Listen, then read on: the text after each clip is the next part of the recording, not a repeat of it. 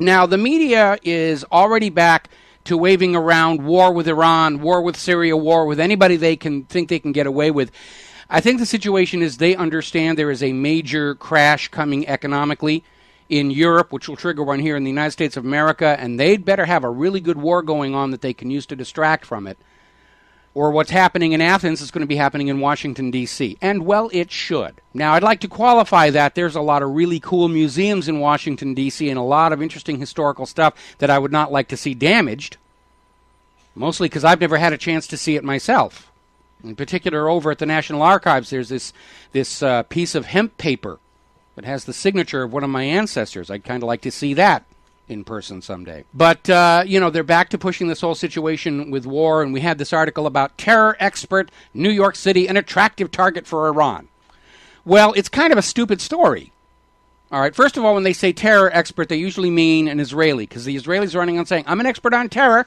Goodness knows they've done enough of it. Yeah, New York City is going to be an attractive target for anybody who's planning something like that, including the Israelis behind 9/11. So it's not exactly a groundbreaking story. Can you imagine people saying, New York City, an attractive target for Iran? I never knew New York would be a target. It's a moronic story. And the only reason to put it out there is to go, Iran, target, terror. And they're pushing this whole thing about Iran on the verge of a terror attack. They're starting a new ramp up. They backed down the last time. Apparently, Israel's saying, no, go do it. And now they're starting the PR campaign again.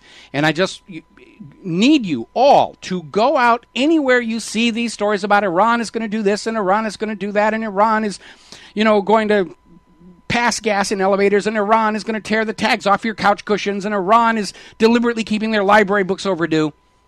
You need to go out and you need to just point out that of the three nations, United States, Israel, and Iran, Iran is the only nation trying to avoid a war.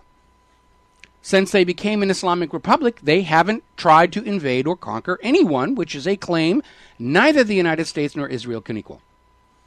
So Iran is the last nation to suspect if something goes bang. Why would they do something that stupid?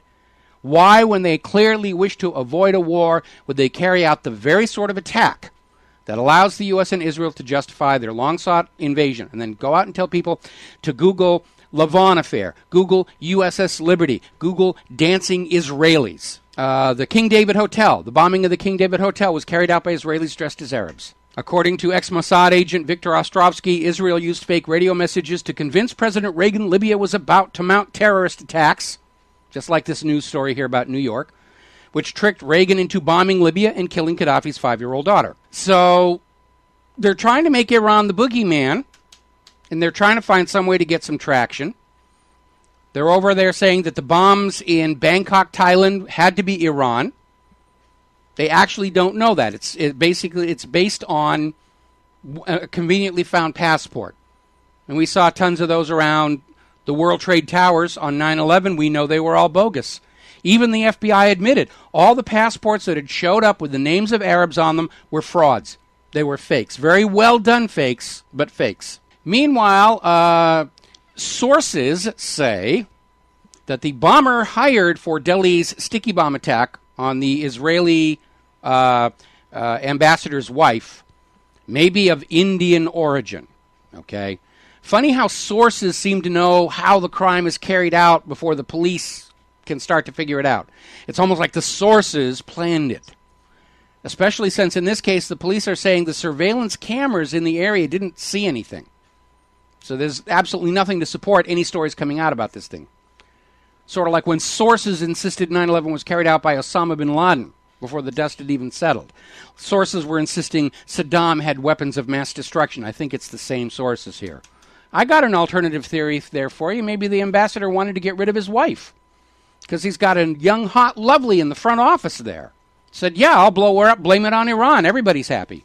You don't know, do you? Now, meanwhile, the U.S. and Europe, with their own economies already in the Al-Qaeda, are pushing this ban of Iran from this clearinghouse for oil over the pursuit of nuclear weapons. And again, there is no evidence Iran is pursuing nuclear weapons. The IAEA has been in there. They have found no diversion of nuclear materials for weapons. They have found no equipment specifically dedicated to the purpose of making any components of nuclear weapons. Iran is making deals with all these other countries around the world. All these sanctions and punitive measures are going to do are screw up the economy of Europe and the U.S. even more. They're already talking about gas prices in the U.S. are heading up. But small price to pay to whap on another one of Israel's enemies, right? It's just nonsense. After they lied to us about Saddam's weapons of mass destruction, why should we believe anything they have to say about Iran's weapons of mass destruction? Iran and Iraq were never a danger to the world. The only nation on earth that's ever actually used atomic weapons is the United States. They're the danger. Let's take their nuclear weapons away from them. Anyway, Iran came out with their big announcement. They've been teasing for the whole week about important breakthrough in their nuclear research. And they have a Death Star. No, they don't have a Death Star. The media, though, was trying to basically say they're going to announce a major step forward in their pursuit of nuclear weapons. And basically all they said is they're loading fuel rods into a reactor that produces medical isotopes. So it's kind of an underwhelmed situation, and the White House is trying to downplay it and say it's a distraction. They're trying to pretend they're only doing peaceful uses of atomic power. Well, if you've got proof, actual hard proof, and I don't mean that laptop of death from Israel, if you have proof Iran is producing nuclear weapons, you show us that proof. Because after that whopper you told about Iraq, we are not going to believe anything this government has to say about anything. Same applies to the corporate media. They lie about everything except the sports scores and the weather, and they're not even doing that good on the weather. Everything Iran is doing, medical isotopes, industrial applications of radioisotopes, and nuclear power generation, is allowed to it under the terms of the Nuclear Non-Proliferation Treaty, which Iran has signed, and the United States has signed. It's the United States that's in violation of its treaty obligations. It's the United States that is failing to live up to its international obligations. All to please Israel. We're going to take a break here. We'll be right back. And aloha, America. Welcome back to the show here. And we got a lot of stuff to talk about here. Now, Anonymous, and please understand up front, I'm not entirely unbiased about these guys. I think Anonymous is part of Cass Sunstein's cognitive infiltration. They're out there attacking institutions. They're basically giving bloggers in the internet a bad name. Oh, they're going after the bankers. They're going after this. They're going after Israel. And now Anonymous has issued a statement saying that they're going to shut the whole internet down next month sometime. Just in time to keep all the blogs and alternative media from poking holes in the excuses the corporate media are going to be making for why the U.S. and Israel are showering white-hot flaming death onto the children of Iran. A lot of stuff seems to be coming together for the first part of March. As you probably remember earlier, the FBI was saying they're going to be shutting down these DNS servers that they put up to deal with this DNS redirect Trojan, which should be out of your system by now. And if you're not sure, just go online and, we put up the links there. It's a very easy fix to get it out of your system. But when the FBI shuts these servers down, and we don't know why they're doing that, but because we can always use more DNS servers, that they're saying could cause problems. I don't know why it should, but could cause problems. Now we're hearing that Anonymous is talking about shutting everything down. And the FBI action is for March 8th, and Purim, big major Muslim holiday, starts on March 7th, evening of March 7th going into March 8th. So all of a sudden a lot of stuff is converging on that first week in March. And we're seeing, again, the ramp up. War in Iran, those gosh darned Iranians, we've got to go get them. Actually, your children have to go get them. That's always the thing I really hate about people who want war. They want somebody else's kids to go get blown to bloody bits in them. I have these copies of the official U.S. government military service enlistment papers, and I carry them around. And every time somebody says, we ought to be over there, I say, here, sign it up. I know the recruiters. I'll be happy to drop it off on my way home. And then somebody says, I already did my turn. Well, great. You've got experience. They're looking for experienced people. Wouldn't you rather you go? Because you can survive. You've already done it once instead of some neighbor kid getting blown to bloody bits. Got to put them on the spot. Got to get in their face. Remember, people who support war, by definition, are willing to lie, cheat, steal, kill to get what they want. And we got to get in their face to stop them here. Another story came out today. U.S. very closely watching Syrian chemical weapons. Insert ominous music here. They're basically resuscitating another one of the lies used to justify the invasion of Iraq. Remember when they were saying weapons of mass destruction? He's got nuclear bombs. George Bush was out there. He's got nuclear bombs. It's bad. It's bad. And then they said he's got chemical weapons. They were saying that too. And all they found were these old rusty, corroded, empty shells left over from the Iran-Iraq war that we had given Saddam. The only chemical weapons, the only weapons Saddam had were the ones the United States gave him to use on Iran. Getting back to the situation with Russia. Russia is sending some very clear, unequivocal signals to the United States of America and to Europe, in short, to the axis of evil. Russia is warning the United States against deploying any of the Aegis ships in the northern seas, which is bordering their territory.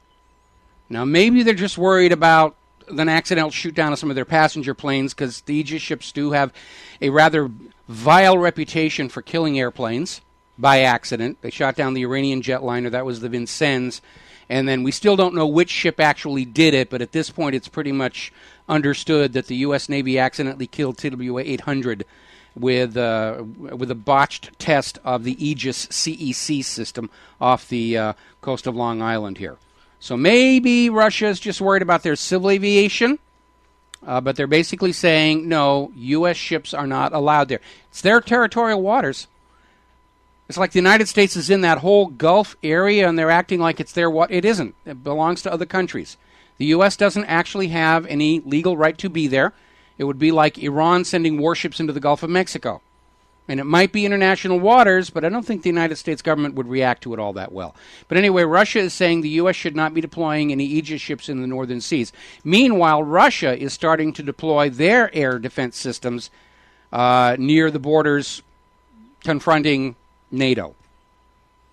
It's just a huge mess, and everybody's gearing up for the war. Now, here's where it gets ugly.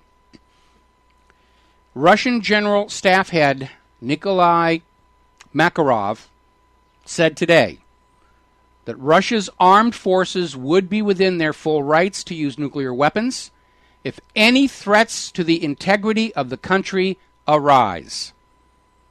That is a very clear message. He went on to qualify it saying we're not preparing to fight against NATO, but it's clearly written in our doctrine that we're within our rights to use nuclear weapons. In this case, we would use them. Russia is sending a very clear signal that the United States and Europe must stop attacking and invading every country Israel tells them to, or they risk an all-out nuclear war. Now, our leadership and Israel's leadership, they're listening to their imaginary playmate up in the clouds, and they've got their own little bunkers built deep underground and filled with all kinds of food and Blu-ray discs and books and all kinds of casual entertainments and probably a lot of really good drugs and some really cute boys and really cute girls. And if they make a mistake, they'll just say, oh, well, and they'll slam the door and they'll come out in a couple of years. But you and I and the people down the street and people at your office, people at your schools, we're on the verge of an absolute nightmare scenario. And if you're my age, you probably remember coming out of the Cold War and the vivid recollections of exactly what was done to Hiroshima and Nagasaki. And I was a small boy at a time when the world was really having to confront the possibility of blowing the entire planet up and showering it with enough radioactivity to kill everybody. There was a movie that came out, On the Beach, with Gregory Peck, was filmed down in Australia. Basically about they had the war and most of the planet's dead and it's coming our way. Let's see. So anyway, we're talking about the possibility of an attack on Purim. Meanwhile, Iran is cutting oil to 6 European Union countries. The economic wars are basically cranking up where everybody's trying to inflict economic harm on other people. And it's just going to increase the hardship for the European Union countries. They're on the edge already. Meanwhile, in order to evade some of these sanctions or basically get around all these sanctions imposed by the United States of America, Iran is now turning to barter. They're simply trading so much raw oil for so much materials to bring it back. It doesn't have to go through a bank, doesn't have to go through any kind of commerce. This barter thing actually works. Do you remember a band called ABBA? came out of Europe. And there were these situations where there were countries their records were not allowed. They were not allowed to export their records. And what they did is they set up barter arrangements. So many copies of the record for so many of something the other country was manufacturing. And then they would bring the bartered goods in and sell them locally, and they made their money that way. It was just a very complex deal to get around some of these very, very abusive, if you will, import and export controls that governments seem to feel obligated to impose on the world to justify their tax revenues and everything.